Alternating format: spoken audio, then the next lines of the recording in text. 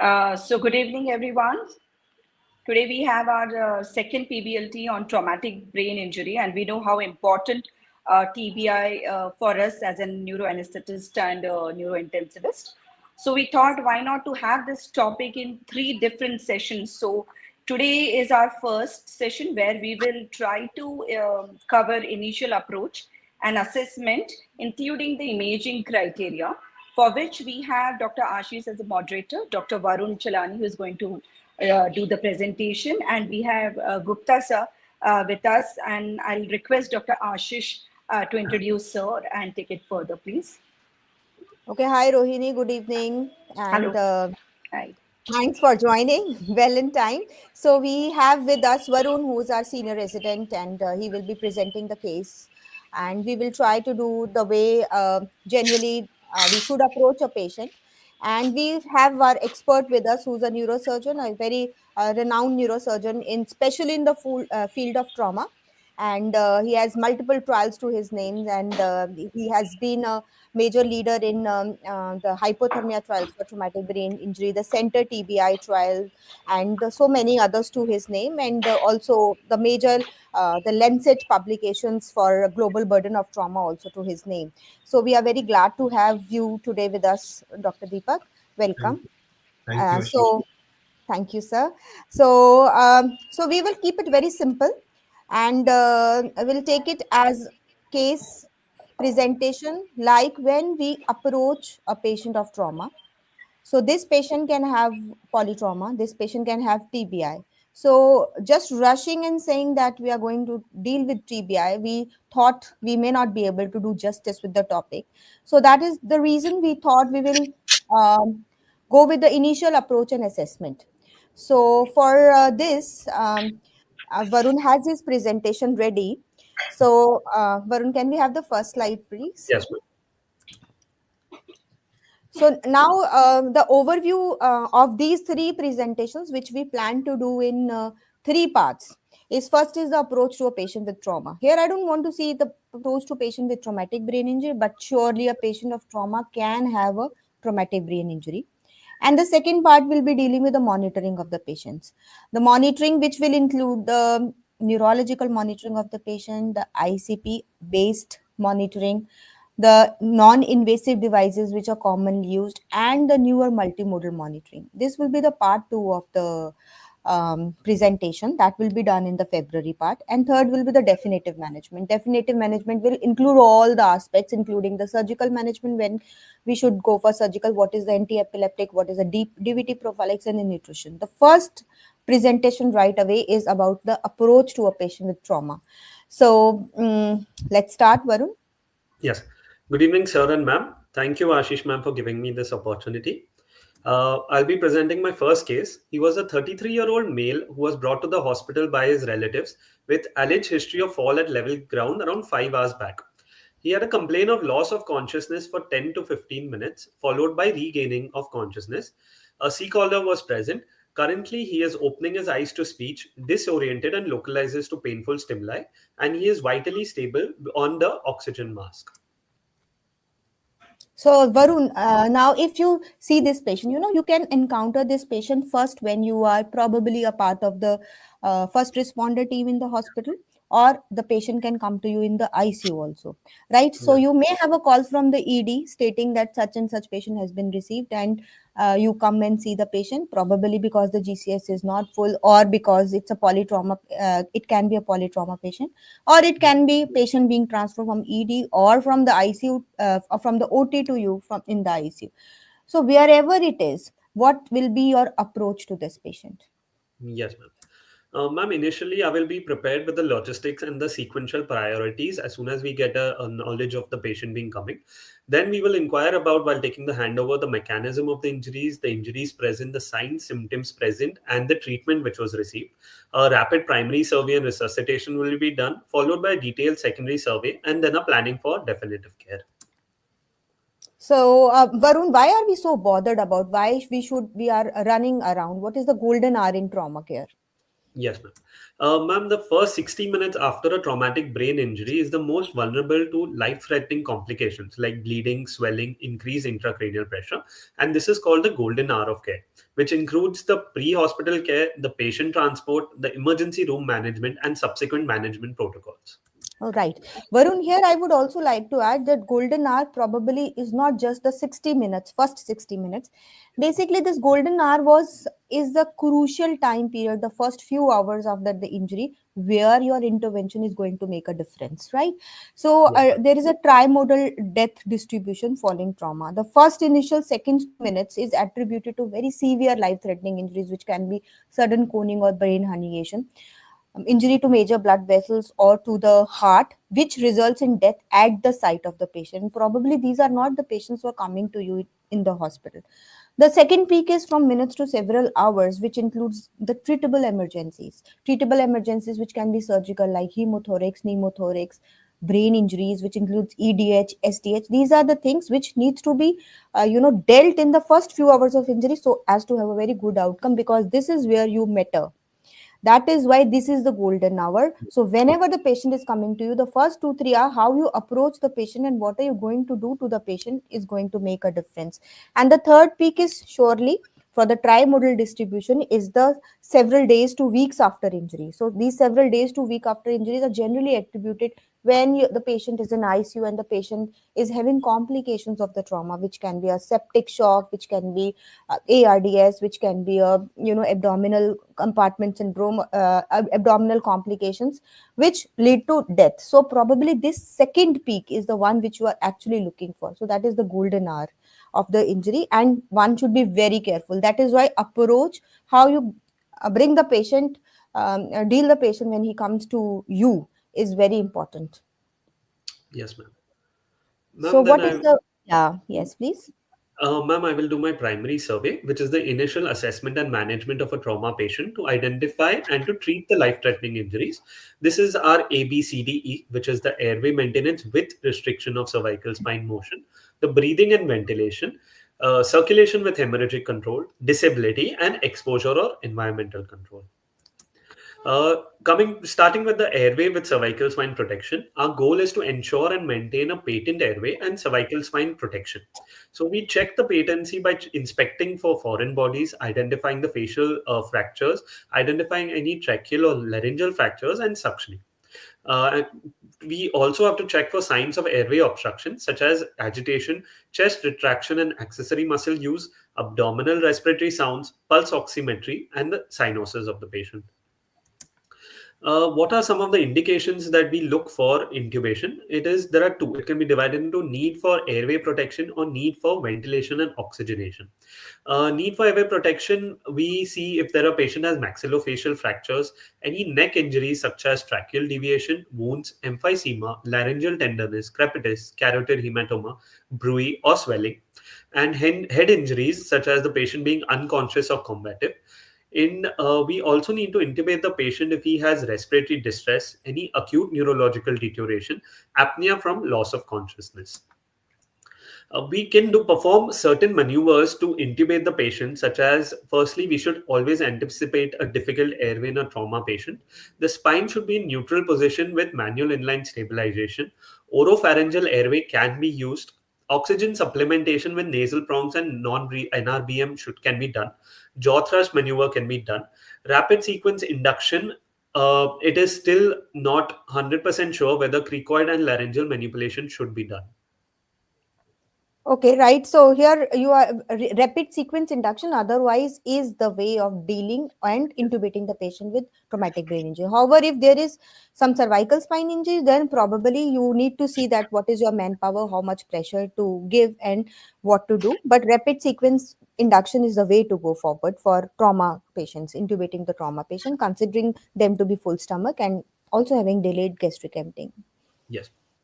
Some of the things we should not do while intubating the patient is the head tilt and chin lift, since we are not sure of our cervical spine, and nasal airway or any tube should not, such as nasotracheal tube or the Ryle's tube, should not be placed nasally.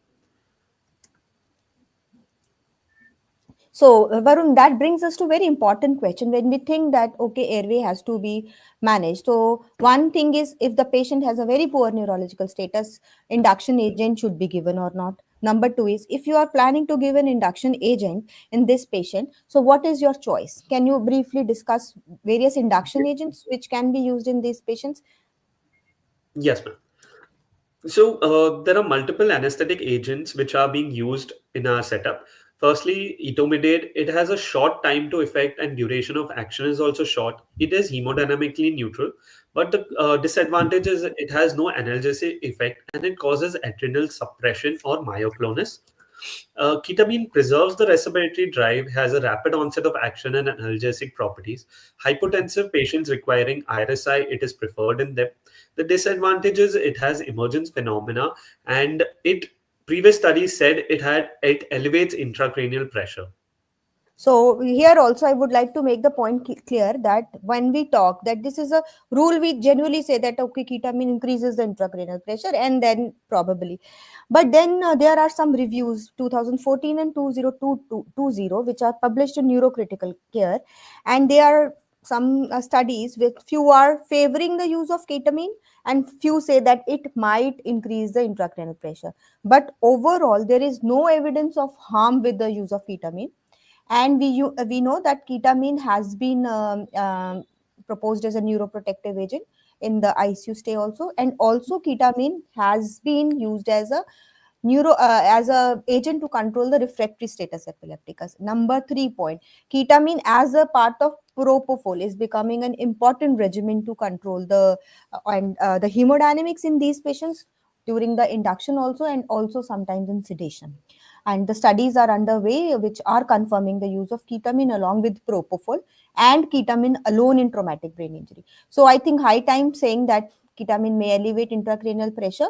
So the harms are less as compared to the benefits which we get while using ketamine under emergency conditions, wherein as we can provide the hemodynamic stability. Please proceed. Yes. Our ideal drug which we use is propofol. It has a short time to effect. It has a short duration of action. It has neuroprotective effects and it is useful in bronchospasm also. But some of the disadvantages of it are it causes cardiovascular depression such as hypotension, and it also reduces our cerebral perfusion pressure because of this hypotension. Why did you say ideal agent is propofol? Ma'am, due to the neuroprotective effect and the short time to induction and the recovery of the patient, in neuro patients, it is important for us post induction, intubation and induction to see the GCS of the patient to reassess again. Oh, that is little controversial statement. Here now, right, where we are talking of induction in a patient, and propofol per se is it causes hypotension. So this one should keep in mind while using propofol, especially in acute settings of trauma when patient might have hypotension per se baseline. Yes, surely. Otherwise, it's a very popular agent used in induction, and also maintenance of sedation is also part of the many regimens in the intensive care units. Next, please. Yes. There has been a recent study published in 2024 on the impact of anesthetic agents, which compared etomidate, thiopentone, and propofol on regional cerebral oxygenation. They found that etomidate resulted in least hemodynamic changes, but the outcome at discharge assessed with GCS was comparable in all the groups. We could not find any particular study comparing all three purely in traumatic brain injury seeing the outcome. Hence, it was measuring the regional cerebral oxygenation. Okay, so here I would like to ask Rohini since I see her name in the study. So Rohini, the main concern for use of etomidate is adrenal suppression. So what is your opinion? Did you see this in your study? And otherwise, what is your general take on adrenal suppression after etomidate? Rohini, can you unmute yourself? Yes, sorry here. So adrenal suppression is one of the fear factor why the intermediate is not being extensively used, especially in the traumatic brain injury as well as earlier in the sepsis also. But then there's literature enough now, and furthermore it's coming up which says that a single induction dose versus if you are using an infusion or the repeated doses, You have to fear where you are giving an infusion or repeated doses. But the single dose may not lead to as such a significant adrenal suppression, and rightly so, because in our study also, when we compared etomidate, thiopentone, and propofol, what we observed was that there was a decrease in the serum cortisol, but it was comparable in thiopentone as well as in the etomidate, and there wasn't any significant fall with a single induction dose of zero point 0.3 mg, which we have given to the patient. So I think that is one of the very important thing which we should consider. So, but the other factor which we seen was when we compared etomidate, the hemodynamics were best maintained with the etomidate. When we compared the etomidate versus propofol, as Varun has rightly pointed, the propofol, there was a significant drop in the blood pressure as compared to the etomidate, as well as the contralateral cerebral oxygenation. However, there wasn't any significant fall in the cerebral oxygenation, contralateral on the side which is preserved. So I think, and the outcome remains same in all the three induction agents. So if there is a patient who is hemodynamically unstable, and then I think etomidate as a single dose we can think of. But again, this is not an RCT. This is one of the first studies which has tried comparing all the three agents, but there should be further RCT in a different cohorts as well, to stress upon that. But I believe, yeah, and there are studies which says that even in sepsis, the etomidate is found to be as a single induction dose safe to be used for intubation. So I think there's literature coming up, so we should consider. Okay, right. We can continue, Varun. Varun, can I ask you Another two? study. Yes, sir. Yes, sir. One was you described the scenario. What exactly will you do if the patient comes to you? I believe this patient has got moderate head injury. The patient is conscious, but he has put on a helmet on his head, and he comes to you with the helmet on. How will you go ahead with this patient? Because the patient comes to the emergency and the patient suddenly dips. Yes, sir. So firstly, we will stabilize the cervical spine because it is RTA, and we until the screening. Secondly, sir, since the patient has had acute neurological deterioration, we will need to secure the airway, sir. Since the helmet is currently present, sir, we have methods such as video laryngoscopy, which can be used to intubate the patient after inducing him, sir. Video So, laryngoscopy, how do you intubate the patient with the helmet on? so what are you going to do with the helmet, Varun?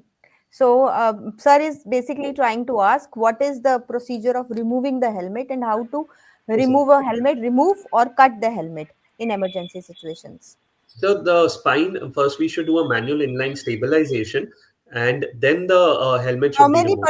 How many people are required to take off a helmet? So there are generally it is described that two people are required to take off a helmet, right? So one patient stands and expands the helmet horizontally, and through this kind of forward and backward bending movements, while the other person stabilizes or gives the mills, the helmet should be removed. In Okay. cases where the helmet should not cannot be removed or it is difficult to remove, then what can be done? Then the helmet cutting should be cut. The vertical strap of the helmet should be cut with um, a device which is the plaster cutting device available in, and it should be removed before doing any airway procedure, because you will not be do the yes by Mm. the time you are doing all these procedures, if windshield can be open and patient has access to the face, then nasal prongs can be given to pre-oxygenate the patient. Yeah. So that is what, sir, would you like to add anything here? No, I mean, very correctly, these are the basic ATLS principles which we all should know. Secondly, what is rapid sequence intubation? Can you describe when the patient comes to you, talked about some agents? What exactly is RSI? So rapid sequence induction, usually normally when we are intubating a patient, so we pre-oxygenate the patient, and the induction agent is given followed by a muscle relaxant, and then we pre-oxygenate the patient with 100% O2 for 3 minutes. But since in rapid sequence induction, the patient is anticipated to have a full stomach, so on ventilating the patient, sir, there can be gastric regurgitation, and which can compromise our airway, and the patient can aspirate. Hence, a cricoid pressure is applied, sir, to prevent to close the cricoid pressure is applied, sir, and plus minimal pressure is given in the modified rapid sequence induction, sir. So Go ahead. modified rapid sequence, yeah, should, and there is one more question. So modified can also be a small minimal of ventilation also, Yes. and in emergency where the pre-oxygenation capabilities are available. So there is in emergency medicine, lots of literature is coming up when you can pre-oxygenate the patient with using a nasal prong or double oxygenation. That is using a nasal prong or as well as you putting an oxygen mask on the patient, and also putting the nasal prongs even while giving the attempt to intubations. So these are the techniques which can be used to increase the oxygenation levels in the patients.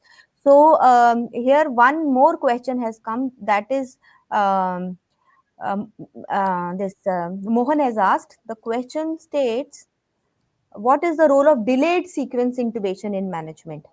So delayed sequence intubation is another alternative approach to the rapid sequence intubations. So here, if the patient is not breathing spontaneously or does not have, basically it gives an induction agent to allow the patient to continue breathing spontaneously and retain the airway reflexes. And then thereafter, the neuromuscular blockade is administered. But however, if we require an immediate airway contract, like if your patient is not breathing very spontaneously or has a very high rate of aspiration, so probably delayed may not be helpful, but it is helpful in many other, can be helpful in emergency situations. So now, next, can we move forward, Mohan? In an other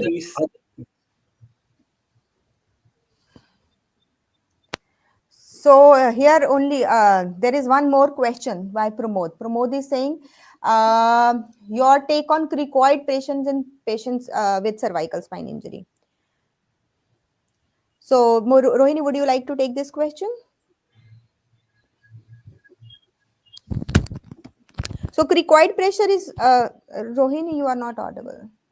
So cricoid pressure, as we know, there's literature for and against for it, and especially when there is a C-spine injury, we have to be very careful because we see the cricoid pressure, how much pressure we are exerting. As is the ideal is 30 Newton, but if the person is not well trained enough, if he exerts more, he will cause damage. If he exert less, then again it will have a damage. So I think it depends how your team is being trained. But yeah, I mean, in C spine injury, probably we have to be.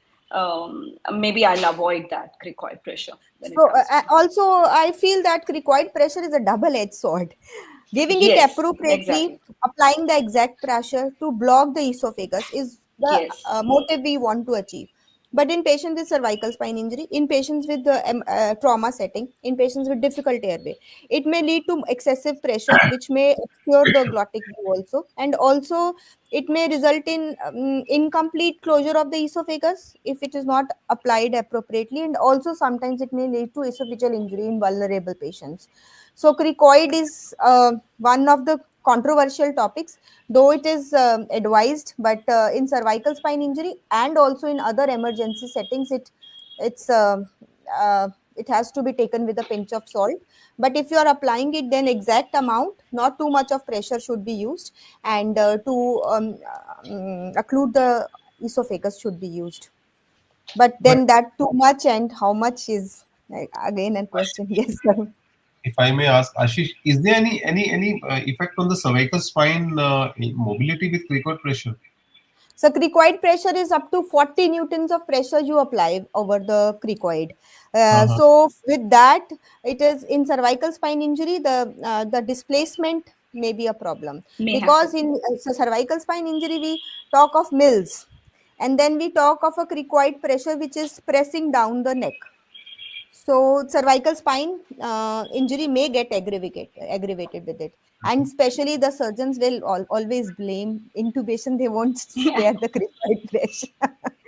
No, ideally So they say yeah, if the but this is patient, the thing. Hmm. yeah, if the patient is Yes. unconscious, even the 10 Newton is enough. But then That's what I'm saying. If you are trained and if you have maybe simulation and you know that, yes, this is how much pressure is exactly may lead to. Otherwise, there is no way we will know if this is an adequate or not. So if the patient is unconscious and the airway reflexes are taken care of, even 10 Newton will do its job. And 30 is ideal. And as Ashish madam said, 40 is the one which is desired. So there's so much of range in it in itself. So No, my question is: definitely. are there any studies talking about the cricoid pressure or no pressure in cervical spine injury patients? Because I am not aware about it. I mean, does it lead to really worsening of the cervical spine injury? Very So unlikely. See, so as yes, per to Rohini. the recent, the no, sir, in whatever literature which I was going through to the review of literatures, so whatever studies which have shown the benefit of cricoid, it's mostly the earlier, like 2014 and earlier. After that, the debate is there, but none of the guidelines say that you should not apply. Yes. So it's more of like a personal, because there's a survey which has been done, which published, I think, in the South Indian neuroanesthetist community in 2016 in IJ, in which 50%, like around 500 and plus people have opted for that survey, and only 38% of them, they are actually applying cricoid pressure, not in cervical, in general, in any traumatic brain injury patient. So yeah, it is ideal. The guideline doesn't say you should not do, but yeah, again, there Yeah. is a lot of yeah. So the literature Okay. is coming up, but So there's cricket, no, not only in cervical spine, cricoid pressure has overall debate as a part yeah, of in the general, rapid in sequence general, induction intubation. And yeah, in cervical spine injury, there is an added thing that it may result risk. in displacement of the cervical or unstable fractures. So yes, so continuing with the anesthetic agents, which is ketamine versus etomidate for RSI in patients. So what does the literature say, Varun? Ma'am, So this is the intubated. hot of Yeah. the press literature kind Varun has quoted all 2023 and 24 studies. Intubation with ketamine had greater hemodynamic instability than those receiving etomidate. However, there was no significant difference in the clinical outcome, is what they found, between patients who were sedated with either of them. Okay, Uh, nice. So we have already debated on it. yeah. Another study of ketamine as an anesthetic for patients with acute brain injury, they found no evidence of harm during ketamine use in patients suffering from acute brain injury. Right. Uh, So this we have already discussed that no clinical endpoint suggesting harm of ketamine while using it for this thing. Here now very important thing is the blood pressure and the airway should be managed. That is why we are going ABC wise. So airway is the priority. So if you are able to establish with an agent, whatever agent, and you are able to maintain, hypotension is avoided, your patient is more safe than using some agent causing hypotension, not able to secure the airway. That is more of a problem. So probably it's not just the agent, how you use the agent, and clinical endpoints like which are measurable, that is hypotension and oxygenation, they should not be compromised. That should be the principle behind using an induction agent. So I'm very glad to see the lots of literature from our own studies, like from PGI and Enhance. Yeah. So people are working on it, and even we are doing one thesis on this. So, Ashish, what Varun? is sorry, last question. What is the induction agent you give in a patient with the polytrauma with cervical spinal injury, wherein you expect some amount of neurogenic shock to be there? So we are going for etomidate, sir. So etomidate is my personal choice. Ketamine is another choice. Propofol I use, but then I make sure that the volume of the patient is adequate. And but if I say one agent, then it is etomidate is what I use Okay. generally. Yes. And the So, titrated doses of propofol, if at all, yes. majority of people, I assume that they use propofol. You cannot just give 1 or 2 mg per kg and then it crash. So it has to be Yes. titrated induction. That's more Titrated important than induction. whichever, Yes. yeah. So whichever Okay. So drug that you use as per to availability. yeah. But yes, But I etomidate, like ketamine takes. etomidate a lot. Yeah. Yes, but you're right in saying that we can use the titrated doses. So another very important, very good combination, which is not commercially available right now, but a Yeah. combination of ketamine with propofol. So Varun, what is this study about? In the study of ketofol as an agent in isolated moderate to severe traumatic brain injury, they found it was ketofol was associated with improved hemodynamic stability, lower vasopressor requirement, and similar brain relaxation as compared to only propofol. So The what, yeah, yes, please continue. Ma'am, the dose they used in this study was a 5:1 ratio, 5 of propofol and 1 to the ratio of 1 of ketamine, 1 mg. Right. So various combinations are being used for ketofol, and it is not only as an anesthetic agent but also as a sedative in ICUs is becoming popular. Continue. So now the next question by Neha is, what is the choice of muscle relaxant? And we also have the same question. So what is the choice of muscle relaxant used for intubation? For intubation, we mainly what we have been using always is succinylcholine. The benefits of it, it has a short onset time of 45 seconds. It has a brief duration of action, but it has multiple adverse effects such as increased ICP, fasciculations, hyperkalemia. Hence, it is contraindicated in patients who already have pre-existing hyperkalemia, in patients who are bedridden, patients with muscle trauma or rhabdomyolysis, and in burns patients. The new drug rocuronium, which has multiple benefits such as a short onset time of 60 seconds, a longer duration of action, and now that we have a reversal Sugamadex, it can be used for intubation. The only adverse effect known is either the prolonged duration of action and the anaphylaxis, which is rare. Right. Sugamadex, just a short slide on that. It is an antagonist of the neuromuscular blocking agent, especially rocuronium and vecuronium. It is used as a routine in the dose of 2 mg per kg for a routine block, which is when the TOF ratio is more than 2 by 4. 4 mg per kg for a moderate block when the TOF ratio is less than 2 by 4. And for immediate reversal, it is used in the dose of 16 mg per kg, which is used immediately post intubation. It is not metabolized and is excreted almost exclusively unchanged by the kidneys.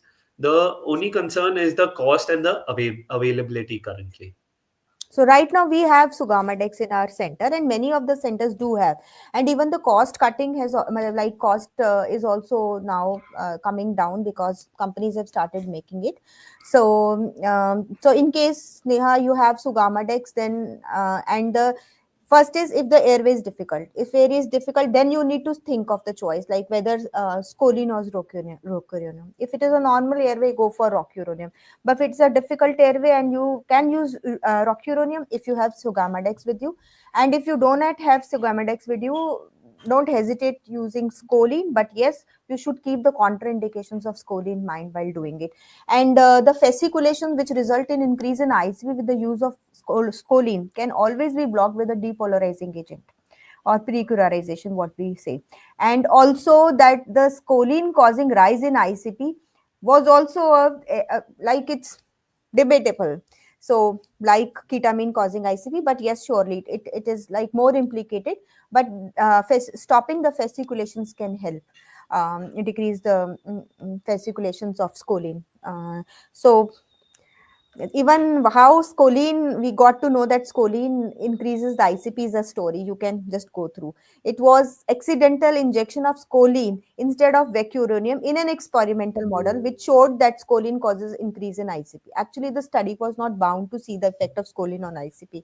So some animal studies are there which state that scoline causes. So do not hesitate in using scoline because A is the priority, airway is the priority.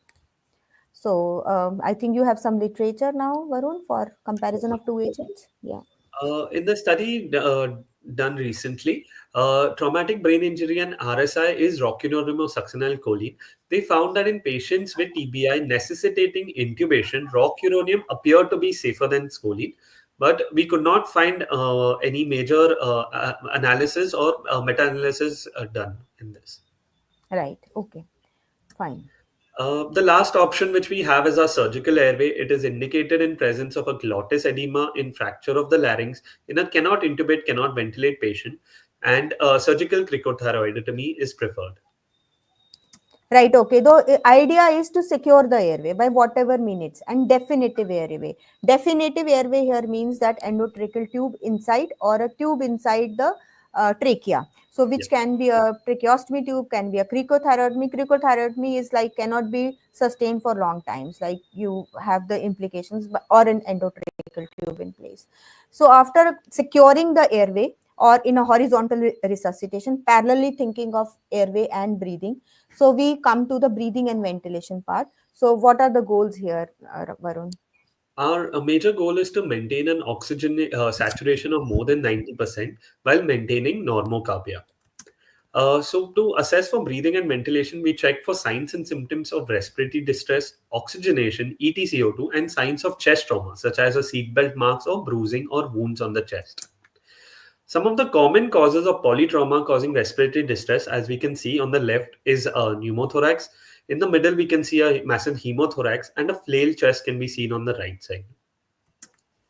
So breathing patterns can be abnormal after a head injury, and they mainly include a chain stroke respiration, ataxic breathing, tachypneic, labored breathing, or apnea.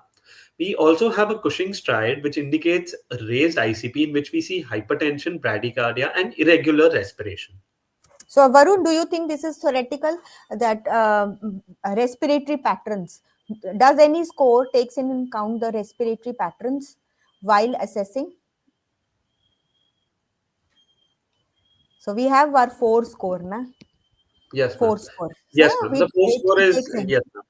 Yes, you will come to it later, but I'm Yes, just telling that it's like we should see the respiratory patterns yes. also while looking at the patients. Fine, okay. So next question, very important question: is hyperventilation recommended in the acute phase of head injury? Would you like to go for hyperventilation instead of normocarbia, or hyperventilation leading to hypercarbia? Hyperventilation lowers our ICP by reducing the cerebral blood flow and volume and causing cerebral vasoconstriction. However, it can lead to cerebral ischemia due to the decreased blood flow secondary to vasoconstriction. Hence, it should be avoided in acute phases of head injury. The indications when it can be used is for brief periods and events of a cerebral herniation, or as a tired approach to the management of raised ICP. Our brain trauma foundation guidelines, which is a level 1 and level 2A guidelines, say there's insufficient evidence to support this recommendation, and prolonged prophylactic hyperventilation with partial pressure of carbon dioxide in arterial blood of 25 mmHg or less is not recommended. So earlier the BTF guidelines, these are the newer updated ones. Earlier Okay. said that acute hyperventilation or prophylactic hyperventilation during first 24 hours of injury should not be done. Right. And then later on, hyperventilation was considered as a part of brain relaxation therapy. Now the BTF guidelines per se do not talk of any levels of CO2 to be maintained. But then from the BTF guidelines, they came the CB guidelines, SIBICC guidelines, which state that they have given us a tiered approach for hyperventilation for control of ICP. As a rule of thumb, normocarbia is the norm. Normocarbia is the norm. But like in your patient, the patient who is in the ED with a poor GCS, and now the patient is further having neurological deterioration. So as a temporary measure to tide over the situation, hyperventilation is indicated. But as such, hyperventilation doesn't have. And number two, in the step ladder pattern for the management of raised intracranial pressure, hyperventilation is recommended. And the levels we will discuss in the second part of the presentation. In another, by the European Society of Intensive Care Medicine, they said that intubation should be considered in patients with GCS less than equal to 8. The optimal target range of PaO2 was 80 to 120 mmHg, and the optimal PaCO2 was 35 to 45 mmHg. Patients do not have clinically significant elevation. The level of PEEP can be used same as the patient without brain injury. Hyperventilation as a therapeutic option has weak recommendations. Right. So what are your circulation targets? Yes, ma'am. So our goal is to attain adequate cardiac output to ensure acceptable oxygen delivery and tissue perfusion to all the organs. Our BP targets in TBI should be systolic blood pressure more than 110 mmHg in a patient between 15 to 49 years of age, and more than 7 and in patients more than 70 years of age. A systolic BP more than 100 is acceptable in patients between 50 to 69 years of age. Similarly, BP targets in polytrauma without TBI, a systolic BP of 80 to 90 mmHg can be maintained.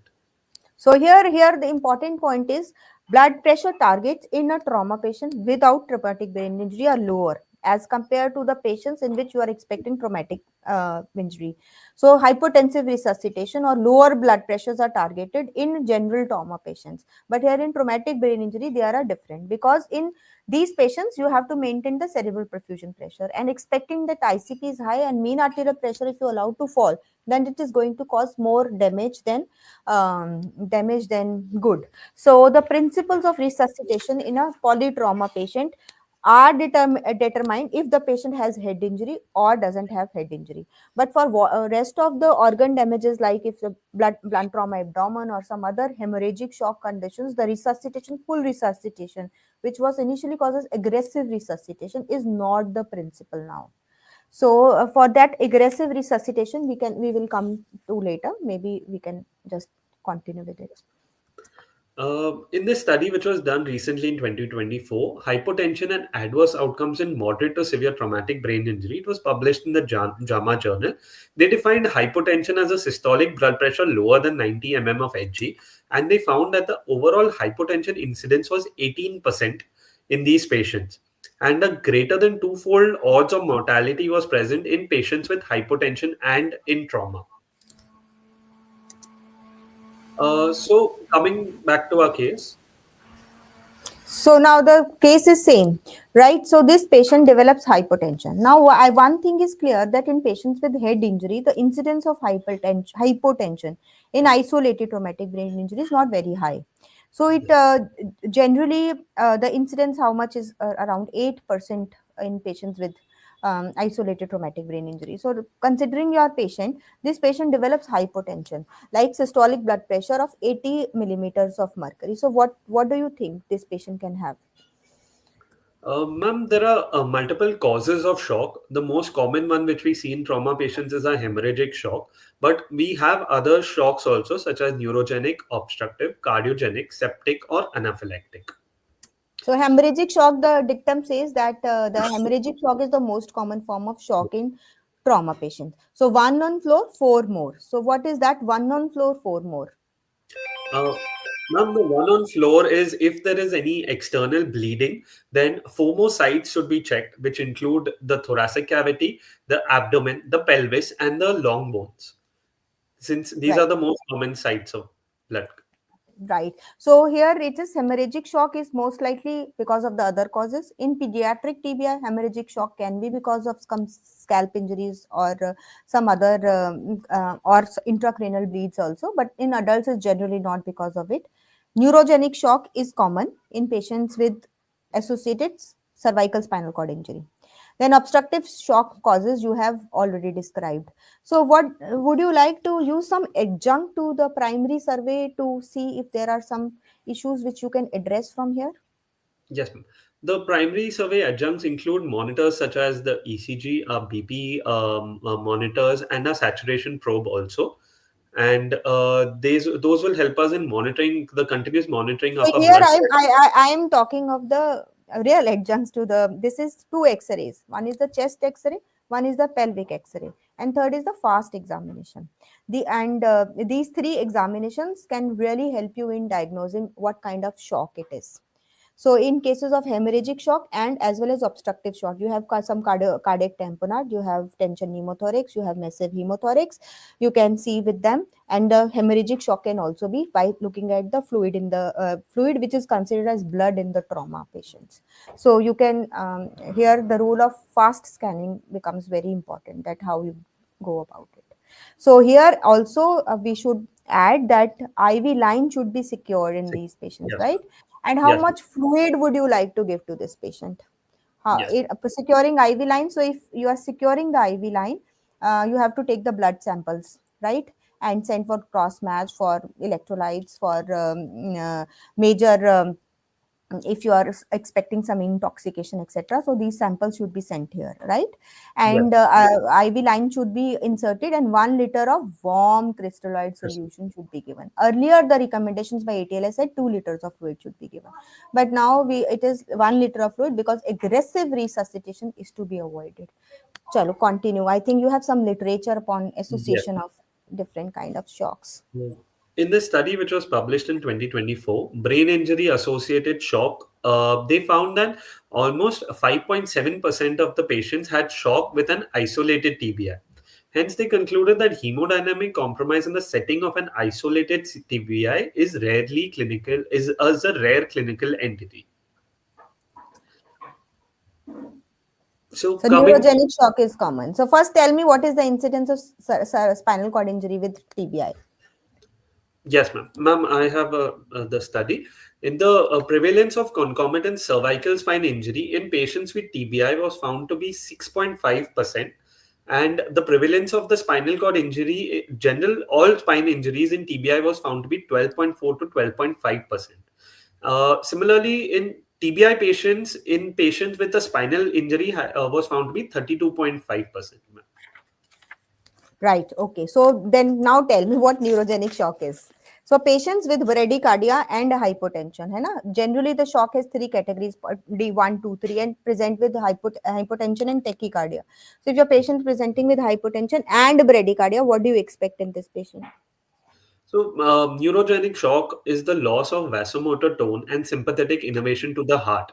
It occurs when there's an injury to the cervical or upper thoracic spinal cord injury, that is T6 and above. And the features of this include hypotension, bradycardia, warm and flushed skin, increased sweating, and decreased body temperature. Right. Okay. So then that should also be kept in mind while dealing hypotension in this patient of yours, which is probably may have a cervical spine injury or can have a hemorrhage along with. So this is the chart you So, want to.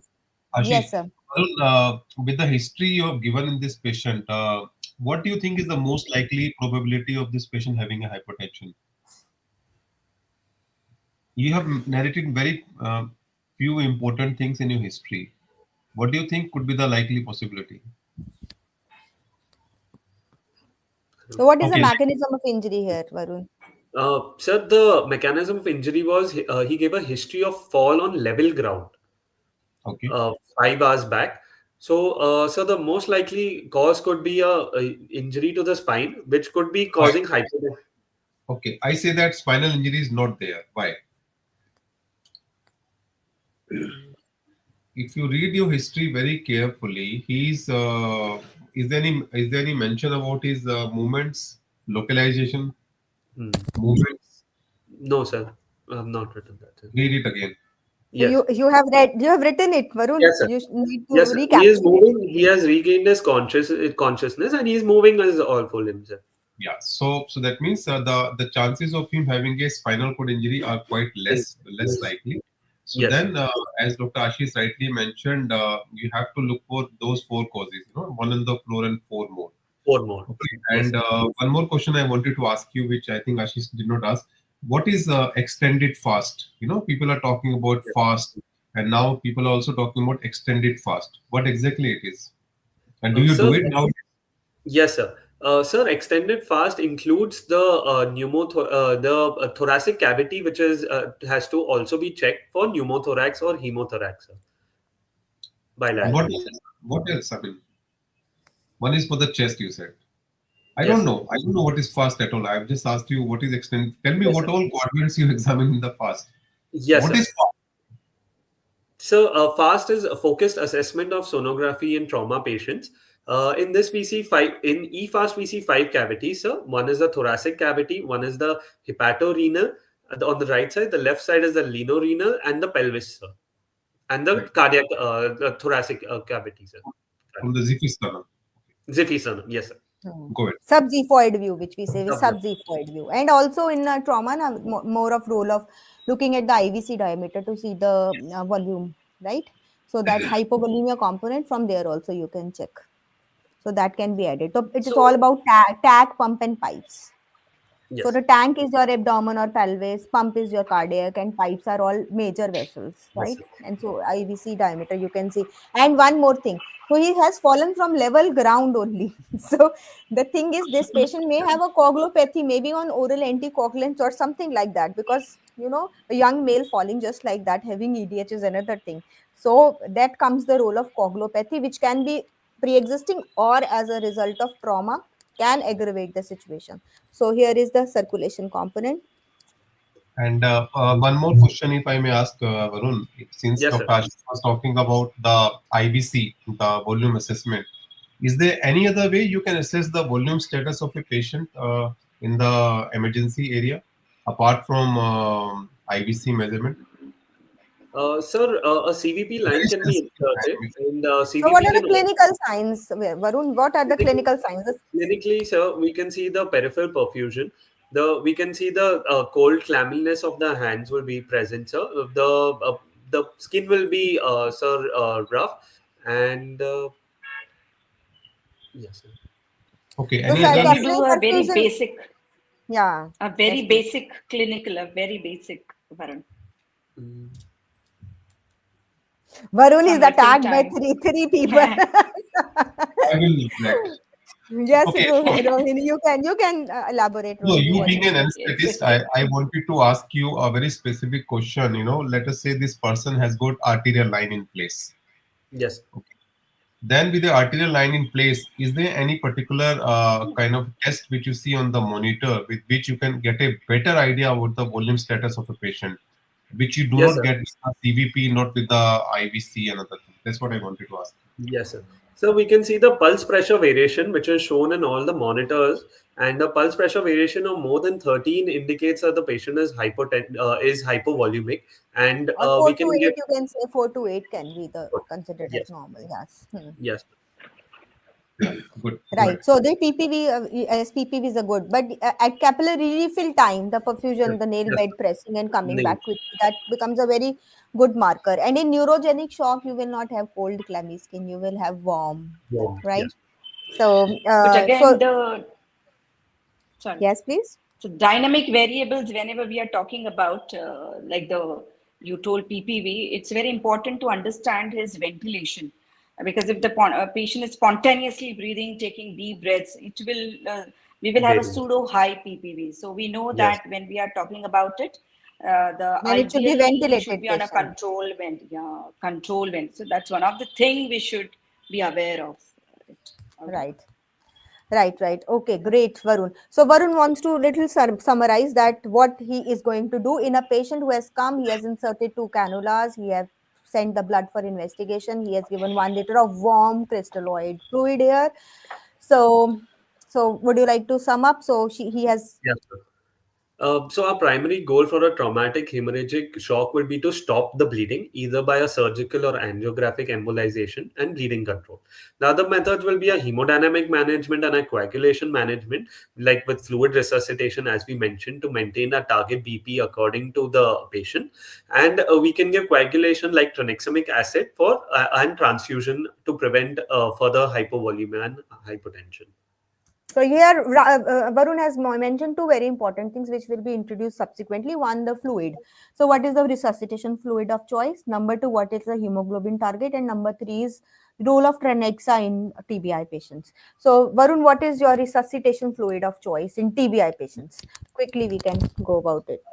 The resuscitation fluid currently available with us are crystalloids such as ringalactate, balanced salt solutions or normal saline, colloids, hypertonic saline, and blood products.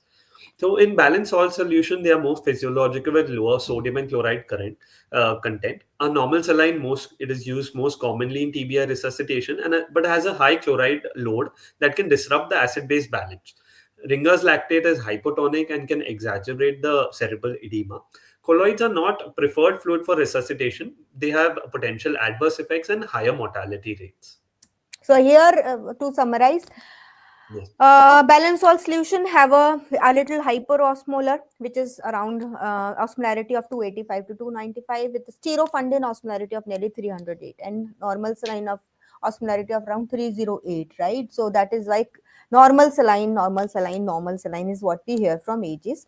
And so what is the literature on normal saline versus balanced salt solution? Crystalloids versus colloids. The colloids can be synthetic colloids like hydroxyethyl starch, or it can be natural colloids like albumin in different percentages. Then hypertonic saline as a resuscitation fluid, and whole blood versus component therapy for resuscitation. So quickly, please go through the literature. Yes, ma'am. In this study, which was done comparing the evaluation of difference between normal saline and plasma light, they found that the acid base, the electrolyte balance, and renal profile were better in patients receiving plasma light as compared to NS.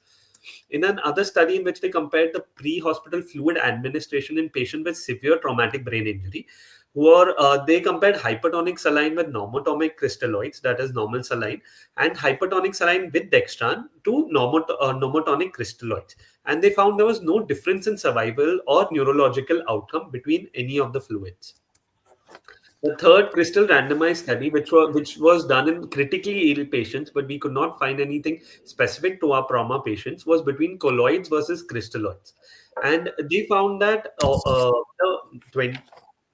the 90-day mortality was lower among patients receiving colloids, and this finding should be explored and requires further studies.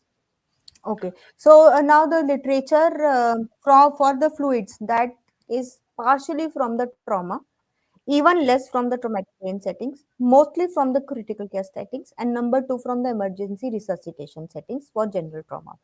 So this is what Varun has summarized for crystalloids and colloids. There is no distinct advantages. Generally, as a rule of thumb, people say that normal saline is the thing to go for resuscitation in TBI patients and balanced salt solution in other polytrauma patients. This is a general consensus. And literature for comparison like split, smart, salted studies are there, which pick up from the critical care and other settings, wherein there has no benefit of hospital-free days or the kidney injury has been demonstrated with the use of balanced salt solution versus the normal saline. Normal saline has been considered as culprit for causing hyperchloremic acidosis, but then a visible kidney injury following that has not been demonstrated in any of the trials.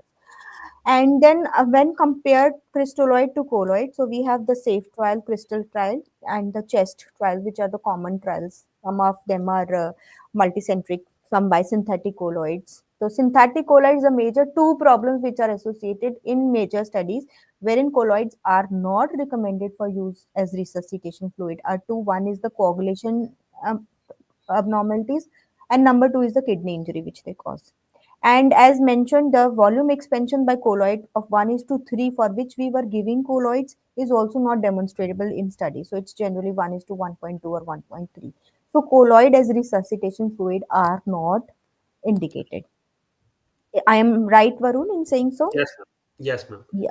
And then Varun has put in the SAFE trial also. So SAFE trial was comparing the albumin, right? Albumin 4%. Yes, so this was albumin for resuscitation of fluid in traumatic brain injury. And herein it was stated that in subgroup of patients with traumatic brain injury, albumin was deleterious. And the mechanism behind it was not described in this study, but most commonly it was because of the interstitial edema, which it caused because of the break in the blood-brain barrier. So next, Varun, and whole component. Just give a line that Yes. whole. Yes, They found that the whole component is associated with lower 24-hour mortality versus only the components, and is associated with lower blood volume than what we transfer with the components. right. Okay. So this whole blood volume transfusion, especially in battlefield, is becoming very popular, and it is considered superior to the component. So In an Yes, ma'am. In another study of transfusion, they found that the restrictive transfusion protocols compared to liberal after TBI, but so the this is evidence was mixed. yes, yeah, yes. Please continue. Yes, ma'am. The standardized criteria regarding the definition of severity, anemic patients, and transfusion oxygenation are important foundations to build the future. For you, they need further studies, and there was no good quality studies done to. Okay, so Varun, do you know about the train trial and the Hemotion trial? So these are the two new trials published in 2024 in NEJM and Lancet. So one of the trials is looking at the transfusion levels in traumatic brain injury alone. That is the TRAIN trial. And the other is the emotion trial, which looks at the these thresholds in critical neurocritically ill patients, right, including subarachnoid hemorrhage, head injury. So in this, it has been found, it has been seen that liberal strategies are towards a better outcome in patients with neurocritical care. So this has to be explored more. So since this is a meta-analysis which you have quoted from 2022, but then these are two new studies which may change the results in future on the TBI. So a target of 10 gram percent people are saying that maybe have a better outcome. So So now, yes, please. So to this is, summarize, ma'am, hmm, we would like to avoid the acidosis, the hypothermia, and coagulopathy triad, which causes worsening of the condition of the patient. right. This is right. Okay, perfect. So this is the lethal triad which we used Yeah. to avoid, and this has a partial role is because of the resuscitation of aggressive resuscitation. This triad settings. So as a guideline, we can have the next slide, Varun. So the hemostatic resuscitation includes minimizing the use of crystalloid, use of warm fluids and blood products in the ratio of 1 is to 1 or 2 is to 1 is to 1, or whole blood for resuscitation, correction of acidemia, permissive hypotension, which is we have already discussed, is permitted in polytrauma patients to decrease the blood loss, and but not in TBI. And damage control surgery, basically the control of hemorrhage is important, whatever is the mean, operative or angiographic. And then because of all these reasons which we are giving fluid, there is bleeding, there is coagulopathy set in because of the TBI itself, the correction of coagulopathy should be one of the aims. So this question has been asked by Mohan. So what is the role of tranexamic acid in TBI? Tranexamic acid is a synthetic reversible competitive inhibitor to the lysine receptor found on plasminogen. Binding to this receptor prevents the plasmin from binding to and ultimately stabilizing the fibrin matrix. It is usually given in a loading dose of 10 to 20 mg per kg and followed by maintenance of 1 to 2 mg per kg per hour. Two trials, the CRASH 2 and 3 are large placebo-controlled trials to study the effects of early administration of a short course of Trenexa on death, vascular occlusive events, and the receipt of blood transfusion. So the first trial, which was the CRASH 2 trial, the bottom line defined by them was Trenexa can safely reduce the risk of death in bleeding trauma patients and should be considered. Okay. So And in this crash to trial is subset of TBI patient also. So there was a little benefit of tranexamic acid in TBI was also shown. After that, the crash 3 trial was it was started. So this crash 3 trial that states that Trenexa can be helpful, but now it has to be taken with a pinch of salt. During the trial, the protocol of the trial was amended from 8 hours within the injury. Administration of tranexamic acid was recommended in crash 2 trial, but in crash 3 trial, they reduced that time to from 8 hours to 3 hours. Number one point. The finding of this trial support the use of tranexamic acid in moderate head injury with pupillary reactivity, positive pupillary reactivity. So there is a trend towards improvement of outcome, neurological benefits, less of no occlusive agents, events, and better, less mortality with the use of Trenexa. But then I think more trials are required to see the exact effect of tranexamic acid in traumatic brain injury. Right now, within 3 hours of use in moderate TBI or in TBI can be done. Actually, I think Ashish, it was given to all groups, but the benefit was not substantial in the severe TBI. The benefit was in terms of reduction of death was more so noted in mild and moderate TBI with the Yes, pupillary sir. reactivity in the CRASH 3. Right, sir. Moderate TBI with pupillary reactivity. So this is what they have recommended. Would you like to give Trenexa, sir? Of course, I mean, if the patient comes to me quite early, this is what I always talk to my resident. But unfortunately, most of the patients they come to us pretty late in Mhm. our casualties. But Right, but then it's a safe drug. yes, and maybe intraoperative role may be seen later. Right, okay, Varun, continue. So now is how you assess for disability in traumatic brain injury patients. This is There are D part, A, B, C, D, D part. Yeah. So first we need to do a rapid neurological evaluation, establish the level of consciousness, the pupillary size and reaction, and presence of lateralizing signs. There are different scoring systems. So The what are most lateralizing signs, Varun, here? Hello, ma'am.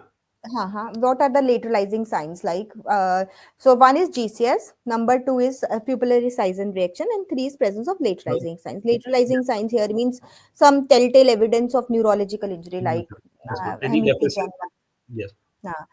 Like in your patient, if he is having right-sided lesion, then contralateral motor paralysis, and Motor then weakness. Yes, ma'am. yes. Sir, would you tell us some more about the lateralizing signs? Sir, please unmute yourself. I think in head trauma patients, we use the word lateralizing signs and we also talk about false localizing signs. Okay. Like the very classically, the teaching is about the Canone's notch phenomena. Okay. Whenever there is a expanding mass lesion, initially you have got a ipsilateral pupillary dilatation and contralateral hemiparesis. However, when the hematoma expands and keeps on expanding, you may get ipsilateral hemiparesis. So that becomes a false localizing sign. So in head trauma patient, I think the two most important lateralizing signs we always look for is the pupil about the pupillary dilatation and also about the hemiparesis, because that does tell us about actually in older times people used to make exploratory burr holes based on the site of the hemiparesis and the pupillary dilatation. Having said that, you also need to know about the false localizing signs in head trauma, which is not often discussed in most of the setups, because many of the patients they come to you with the pupillary dilatation, and you do not know whether it is because of second nerve, third nerve, or is it because of raised pressure. And same thing holds true for the sixth nerve also. You can have a kind of a sixth nerve paralysis as a sign of the raised intracranial pressure. The patient can have hemiparesis. Again, it is presumed by the people that it is because of spinal cord injury, but it can be a sign of the raised intracranial pressure. So it also becomes a false localizing sign. Anything you want to add to it, Ashish? I think this is good, fair, sir. Thank you.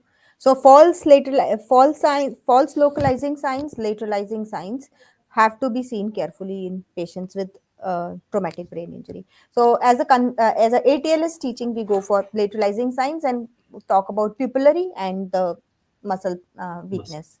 Yeah, or isolated. If it is isolated one limb, think of brachial plexus or something like that also. The different screening scores, the most commonly which we use is the Glasgow Coma score, varying from a score from 3 to 15. It has multiple advantages and disadvantages, but advantages include it is quick and easy to use, it is the most widely recognized scoring system, and it correlates with the adverse neurological outcomes. However, it is inaccurate for patients who are under the influence of drugs, alcohol, or those who are intubated or those with eye injuries.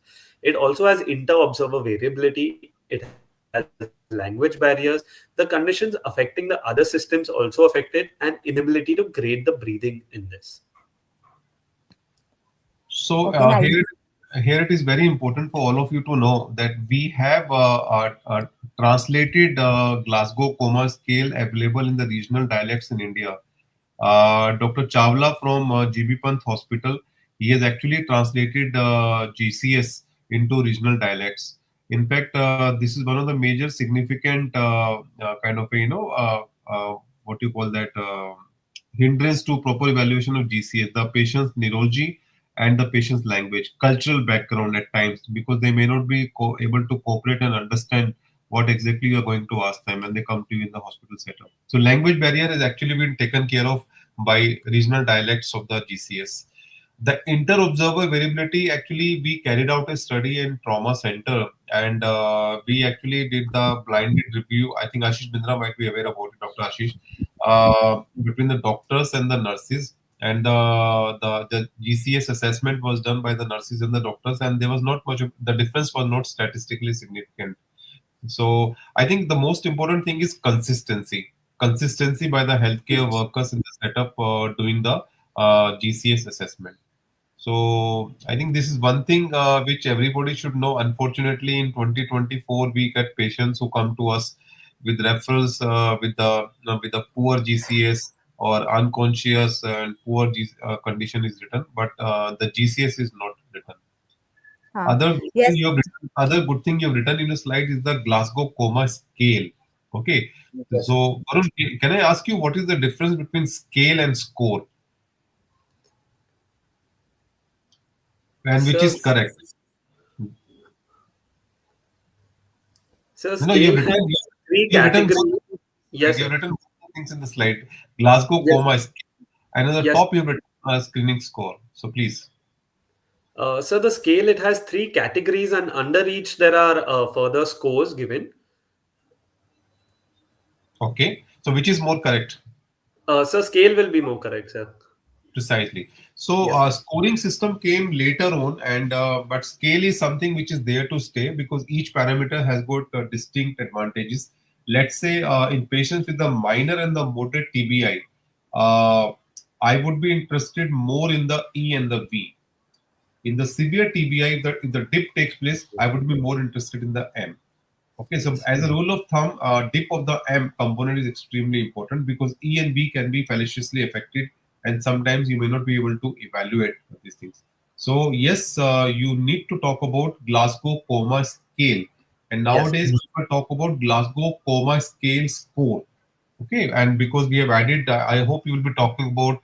There's a new scoring system that has come up now that is GCS P, P yes, score and GCS PC scoring. Do you know about yes, it? sir. Yes, Please, sir. I have included it, sir.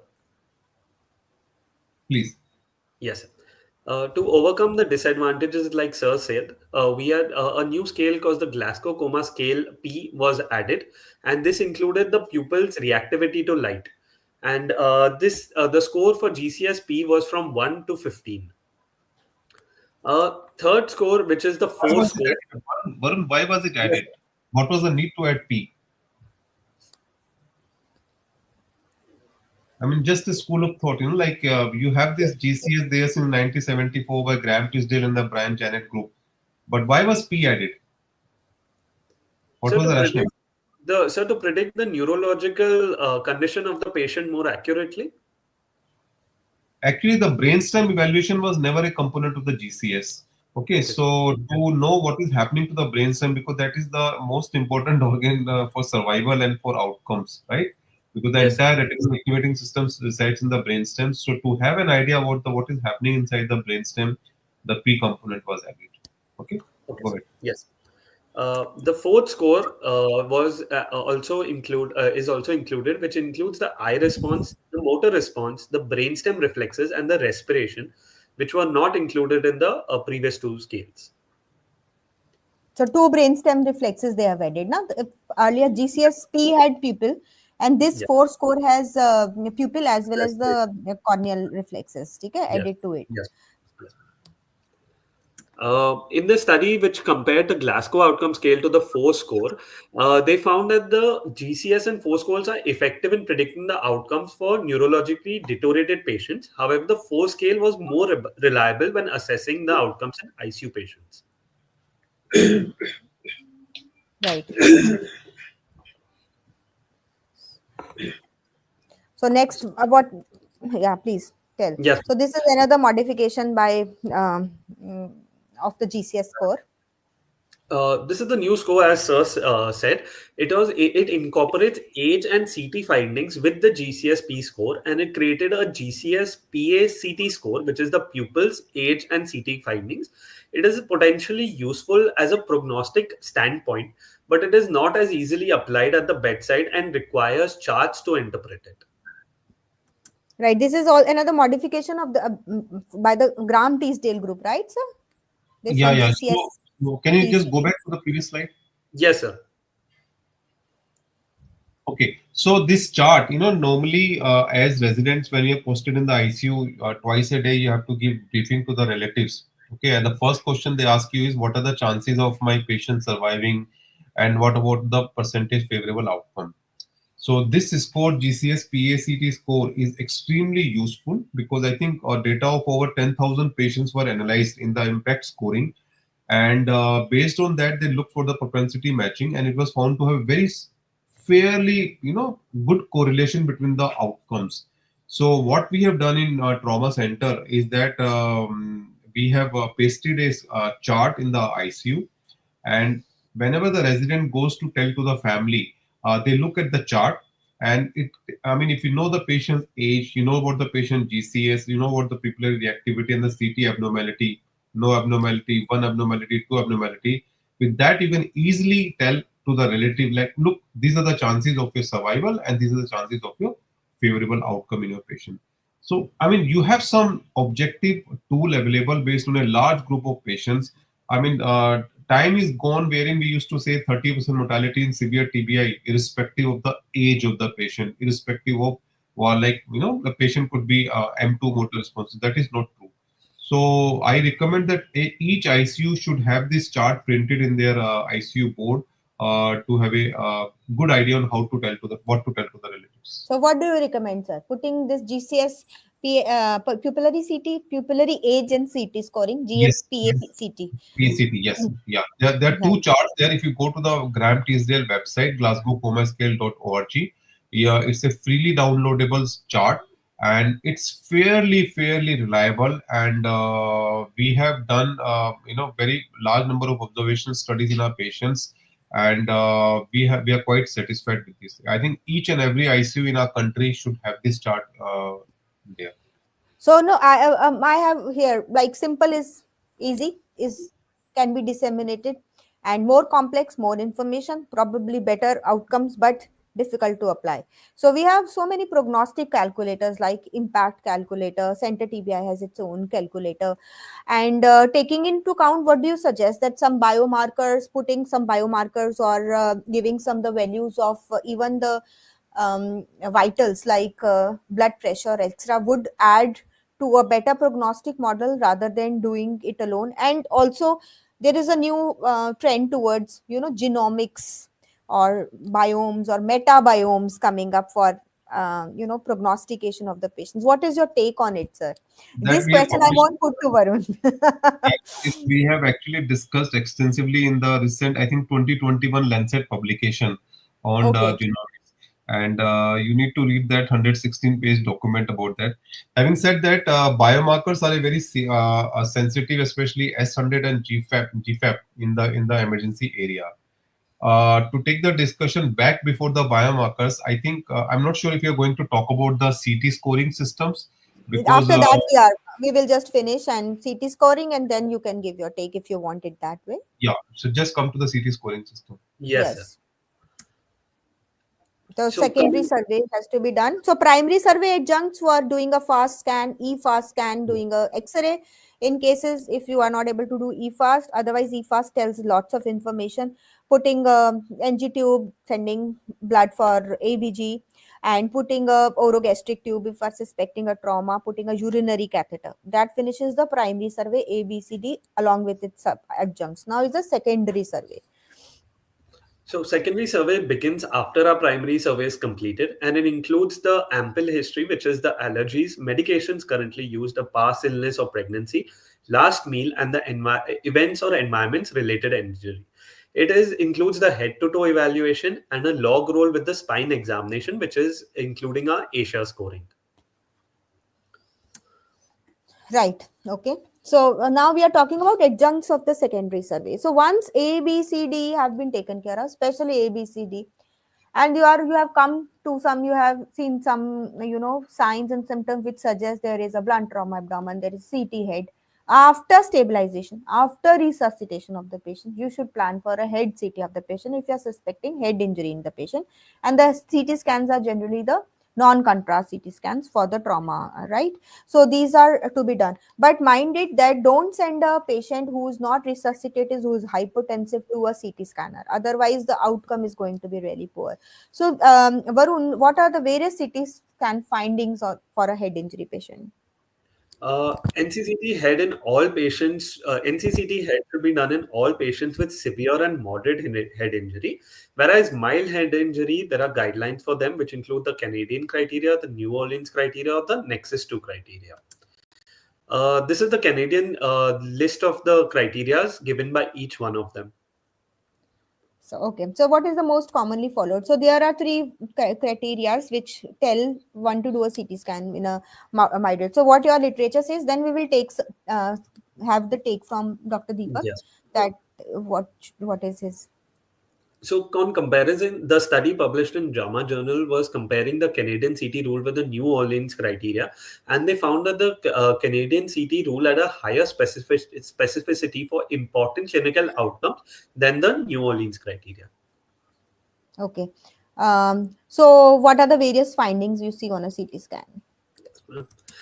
Some of the most common ones which are seen in trauma patients are an EDH, contusions, depressed fractures, an SDH, an IVH, generalized cerebral edema, or there can be multiple findings in a single patient on different sites also.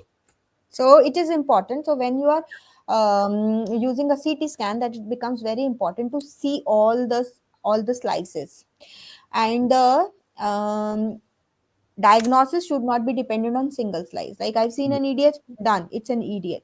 So you should see for other signs, like you can have contusions in this patient. You look for basal systems. We will discuss in the next seminar. So, Varun, if a patient has come to you and has undergone a CT scan, so he has a picture which you have shown that multiple findings. So, how do you find that if you want to communicate to other person or you put notes, then how do you do it? So, one way is writing all the findings, and other what are the other ways you can compare the CT scores?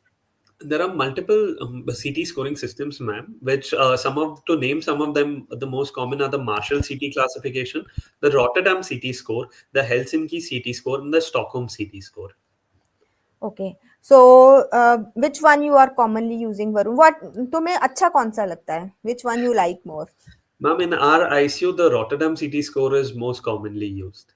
Okay. So I have used Marshall for most of the research papers generally to compare the findings. So, sir, what is your choice for the CT scoring system as such and its combination with various scoring or prognostic calculators?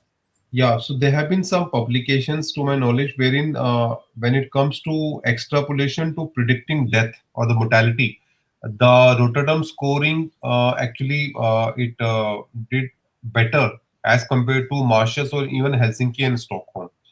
The Stockholm is and the Helsinki together are considered to be the better ones in long-term prediction, the GOS 3 and 6 months of outcomes. Okay, so it's a little bit kind of a time taking for the residents.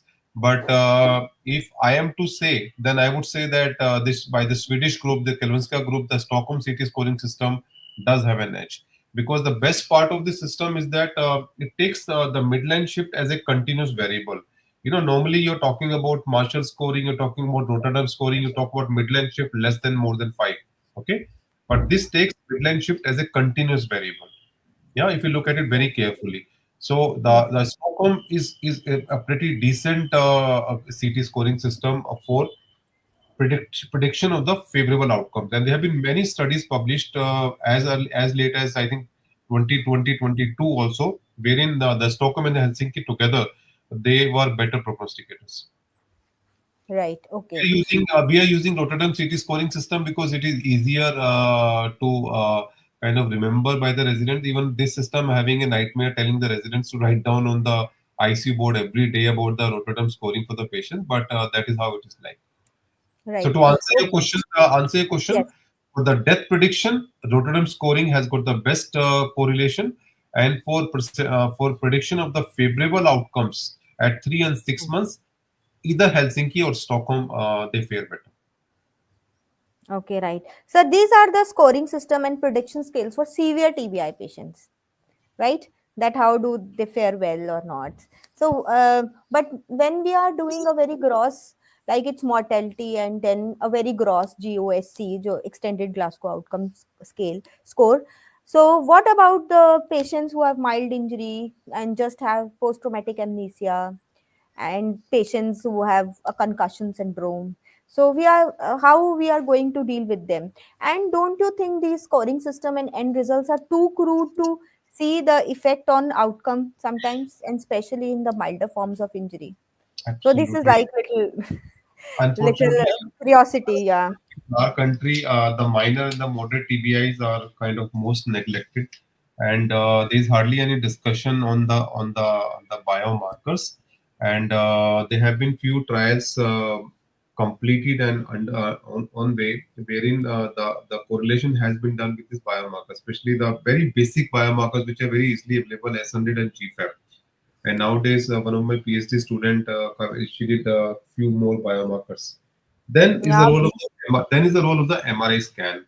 People are not talking about the role of MRI. MRI does have a significant role in patients with the minor and the moderate TBIs also. So, in general, I would say that if you have to predict outcomes, you need to take those markers into consideration for prediction of the outcomes. right. So this is the new trend that not new trend. Even we presented a study recently in a Snack Journal Club wherein which stated the various biomarker, and GFAP was considered to be the most reliable marker in their study, the one which was quoted. So, Varun, is this the last slide we have? Do we Yes, have? ma'am. Yeah. What is the so before we go to post resuscitation care, Mohan today posted on NCSI group the 50 years of GCS. So congratulations for that. And then there is a need for a scoring system which we have already talked about, addresses other things like biomarkers and better predictor in milder forms, and also better predictor of other outcomes also.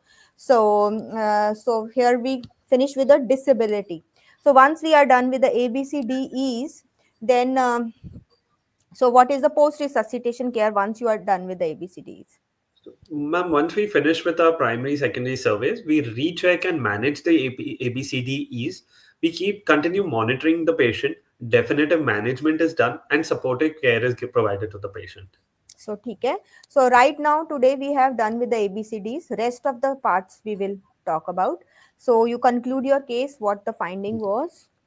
My patient was E3V4M5 on arrival, and his NCCT had suggested of a linear fracture on the right parieto-temporal bone with a 2.8 centimeter thick EDH and with left-sided midline shift. The patient was operated and EDH evacuation done. Intraoperatively, it was uneventful, and the patient was extubated on table and shifted to a vitally stable and shifted to the ICU. So So right. just So this yes, yes. So this was the first patient in the first series of PBLDs, wherein the patient was the major part for management of this patient was the initial assessment and surgical evacuation. The second part we will come with a patient who requires monitoring in the ICUs and may require a conservative or a surgical management. So to summarize, Varun, so what traumatic is your brain take injury. from initial assessment of a patient for traumatic brain injury? Yes. When we receive a patient with traumatic brain injury, the primary survey should be done, which includes a ABCDE, and consult adjuncts to the primary survey should be done. A secondary survey should be done, and we should treat the raised ICP, prevent seizures, correct the coagulopathy, and an analgesia and sedation should be provided. Right. Okay. And when you are going now, this patient is there. Now from ED to OT, OT to ICU, this patient is coming to you in ICU. So at each handover, what you should tell about the patient along with the vitals. So There's an acronym called MIST, as mentioned in the starting. The mechanism of injury for this patient was fall from a height. The injuries found was an EDH. The signs and symptoms were he was E3, V4, and M5, and the treatment provided was craniotomy and EDH evacuation. okay, great. So that finishes our this thing, and the series of talks we try to focus the third session around March 20, so which is the World Head Injury Awareness Day. I hope you liked the presentation. Now we have one final question from Mohan. How does the presence of SCH impact the prognosis of TBI? So And SCH is a very common finding. and The before second, that, Varun, yes. before that, what is traumatic brain injury? Sir, The very sir, basic question, TBI. yes, What? How do you define as a resident? If I could ask you. yes, sir. Sir, any external injury affecting the normal functioning of the brain would be called a traumatic brain injury, hampering the normal physiology, affecting the normal physiology of the brain, sir. So basically, as of now, the current definition of TBI includes three important parameters. Okay, one is the brain injury, then is the brain pathology, and then is the external force. Okay, Okay, any sir. injury to the brain associated with some Pathology. structural brain pathology caused by an external force is defined as traumatic brain injury. Okay. I think there is Yes. one more question being asked by somebody. How does the presence of subarachnoid hemorrhage impact the prognosis of TBI by Dr. Mohan? So, what sir do you ये तो say? आप ही बताओगे. So yes, so this is what is being talked about. In fact, if you read the Helsinki scoring system, the presence of intraventricular hemorrhage gives a score of 3. The presence of subarachnoid hemorrhage, you are given a score of 2 if it is more than 5 millimeter thick. So SCH per se is an independent prognosticator, I would say. And yeah, so it is important to look for the SCH. And now, many of these patients of SCH in our practice, we also come across patients wherein they have got some trivial fall and they were found to have aneurysmal bleeding. So, this is where the importance of correct interpretation of the radiology comes into, because by the location of the subarachnoid hemorrhage blood and the presence of associated basifrontal hematomas, we can make out the patient is having a aneurysmal or just a perimesencephalic angionegative traumatic brain injury. Number one. Number two, people have, I mean, they have looked for the role of vasospasm in subarachnoid, traumatic subarachnoid hemorrhage. Not so high with the sonographic studies which have been conducted. However, in terms of the outcomes, I would say yes, traumatic subarachnoid hemorrhage, whether it's in the convexity or whether it is in the basal system or whether it is associated with the intraventricular hemorrhage, it does impact the. So SAH in traumatic brain injury is different from SAH because of aneurysmal subarachnoid hemorrhage. Presence of SAH adds to the morbidity by the traumatic brain injury. However, the SAH caused by traumatic brain injury is doesn't cause that degree of vasospasm, and major vessels are involved in aneurysmal subarachnoid hemorrhage, and probably that is why the anti measures to treat vasospasm are not that rampantly helpful in traumatic brain injuries as we do in aneurysmal subarachnoid hemorrhage. Am I correct in saying so, Deepak Yeah, sir? yeah, very correct. And there's very interesting thing. I don't know because I deal with a lot of children. Very characteristically, very young children. If you get in your practice, you will have those small dots, traumatic basal ganglia hematomas. Okay, they're very unique findings seen in the children. We have gathered a series of some cases now, and this bleeding comes from this a tiny little vessel which is called as a candelabra vessel. Okay, because it's a horizontal vessel and these children have got a lot of excellent. Actually, Dr. Ashish, we should have a separate webinar on pediatric traumatic brain injury because like Sure, sir. he talked about ABC. Like I would say, X-ray chest is the most important parameter in children because of the right bronchial intubation. I would say circulation is extremely important because these children do not have hypotension; they just have got tachycardia. I would ask about how do you position a child because of the large head size because the children is a completely different kind of a group altogether. So in case if it is permitted within your preview, maybe sometime later you could have a dedicated series on pediatric traumatic brain Sir, injury. if left to you and me and our group will do TBI the whole year, surely, sir. But pediatric TBI surely requires a mention. I mean, if it That's fits for in your sure. Yes, schedule sir. and Yes. then you should. Yes, we will do pediatric TBI and also pediatric other important things which are very, from critical care point of view. So we can do it. And these interesting CT findings which you are telling us maybe in the next when we are doing monitoring. So we will be really grateful if you can show us in that so that we can also look for those changes. Congratulations, Varun. I mean, super excellent presentation. I would say very apt, and the slides were super good. and they gave a very clear message. Like I as a neurosurgeon could understand those starting slides, which were a few slides were new to me, I would say, especially about this discussion about cricoid pressure in cervical spine injury, which I will read actually further. Thank, So it was thank you, sir. Thank you. Thank you. Thank you so much, Deepak sir, for Great. those extra tips and tricks and your knowledge. And we hope to see you in next webinars and add to our knowledge. my honor. Right. And so Pramod has given And excellent I thanks to discussion. Dr. Yeah. So yes, Rohini, I thank Yeah. you also for excellent, I should motivation thank always. you for excellent moderation. So it was really very nice, a very discussion which is very relevant, and I believe that we have included most of the points. And it was amazing to have Sir and as a neurosurgeon and his Yes. perspectives. And I think it was a very valuable suggestion given by Sir that we should split this important topic. So really, Yeah. thank you In to the you, Sir. beginning, it was idea by Dr. Deepak only to split this whole webinar into Yes. three parts. We are really grateful for that. Okay. Thank you. Thank you. Thank you, Varun. Excellent Thank you, ma'am. presentation. Keep it up. Thank you, Hope ma'am. you enjoyed your presentation and also you Yes, ma'am. got some more, kick to study more and to Yes, present ma'am. more. Yeah. Thank Thank you. you so much. Thank you, everyone. See you for the next presentation. Thanks. Thank you, Bye. ma'am. Thank you. Thank you. Bye bye. Thank you, sir.